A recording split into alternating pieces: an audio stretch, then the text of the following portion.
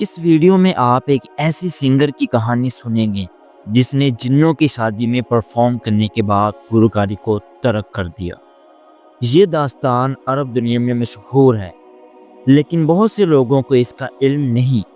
جنات مختلف شکلیں اختیار کر سکتے ہیں اور ہم ان سے بے خبری میں بھی رابطہ کر سکتے ہیں۔ 90 کی دہائی میں کویت میں ایک نورا نامی ایک مشہور گلوکارہ تھی۔ وہ اپنی دلکش آواز کی وجہ سے شادیوں میں گانے کے لیے مشہور تھی اور کویت کے علاوہ دیگر ممالک میں بھی ان کی مانگ تھی۔ 1997 میں ایک دن ایک خاتون نے انہیں فون کیا اور اپنی بیٹی کی شادی میں گانے کے لیے بھاری معاوضے کی پیشکش کی۔ نورا نے شادی میں پرفارم کرنے کی حامی بھری اور اپنے بینڈ کو مطلع کیا۔ شادی کے دن وہ اپنی 6 رکنی خواتین کے بینڈ کے ساتھ مقام پر پہنچی۔ وہاں بہت سی گاڑیاں اور لوگ ایک ویلا کے گرد جمع تھے جو شادی کی سجاوٹ سے جگمگا رہا تھا۔ اب تک سب کچھ ایک عام شادی کی تقریب جیسا لگ رہا تھا۔ انہیں تیاری کے لیے ایک کمرے میں لے جایا گیا۔ جب انہوں نے پرفارمنس شروع کی تو انہوں نے دیکھا کہ حاضرین کی تعداد بڑھتی جا رہی تھی، یہاں تک کہ کمرہ بالکل بھر گیا۔ خواتین نورا اور بینڈ ممبران کے پاس آئی، ان کے گانوں پر بوسے دیے اور شاندار پرفارمنس کے لیے شکریہ ادا کیا۔ رات 12 بجے بینڈ نے وقفے کے لیے ایک کمرے میں جانے کا فیصلہ کیا۔ اس دوران ایک بینڈ ممبر نے نورا سے پوچھا کہ آپ کو کچھ عجیب لگا؟ کچھ ٹھیک نہیں لگ رہا۔ وہ بولی، جب خواتین ہمارے قریب آئیں ان کی جلد کھردری تھی اور ان کے جسم کا درجہ حرارت غیر معمولی طور پر گرم لگا۔ نورا کو بھی کچھ عجیب محسوس ہوا، لیکن وہ نہیں چاہتی تھی کہ بینڈ پریشان ہو۔ انہوں نے کہا، کوئی بات نہیں، لوگ بس جوش میں ہیں اور ناچنے کی وجہ سے گرم ہے۔ وہ چاہتی تھی کہ بینڈ پرسکون رہے تاکہ پرفارمنس پر اثر نہ پڑے اور وہ رات کو پیشہ ورانہ انداز میں مکمل کرے۔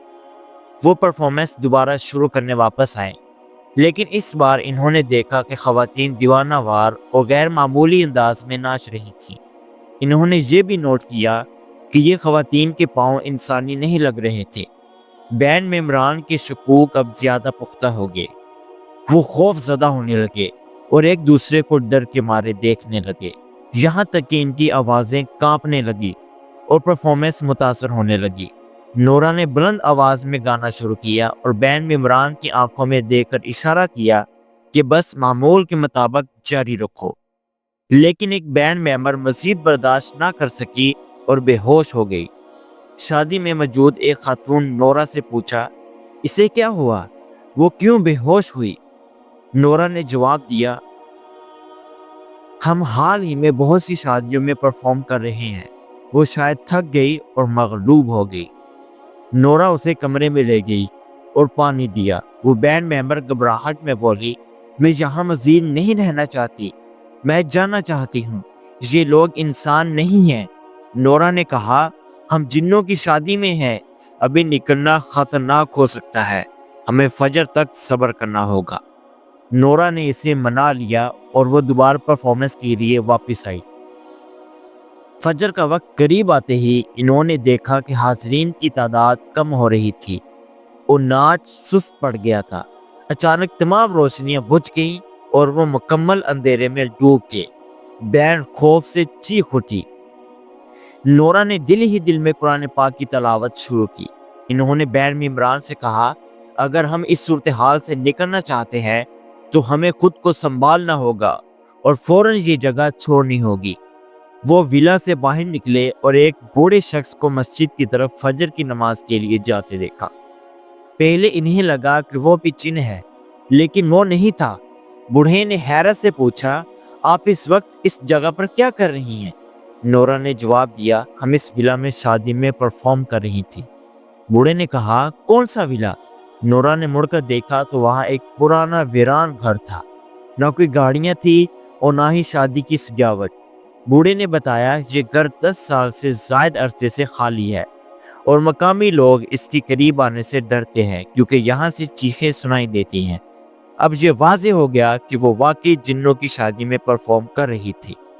اس واقعے کے بعد نورا نے گلوکاری کو ترک کر دیا اور کبھی دوبارہ نہیں گایا۔ بعد میں انہوں نے ایک انٹرویو میں اس کہانی کی وجہ سے گلوکاری چھوڑنے کی وجہ بتائی، لیکن وہ ویڈیو کیسٹ پر اصرار طور پر غائب ہو گئی۔ تاہم ان کے دو خاندانی افراد اور قریبی دوستوں نے یہ کہانی آگے پھیلائی۔ ہمارے لیے بدور مسلمان یہ ضروری ہے کہ ہم جنات اور سحر سے بچاؤ کے لیے ضروری اقدامات کریں۔ اگر آپ جنات سے تحفظ یا ان اعمال کے بارے میں جاننا چاہتے ہیں جو آپ کو محفوظ رکھ سکیں تو ہمیں تبصروں میں ضرور بتائیں۔ اگلی ویڈیو کے لیے اللہ حافظ۔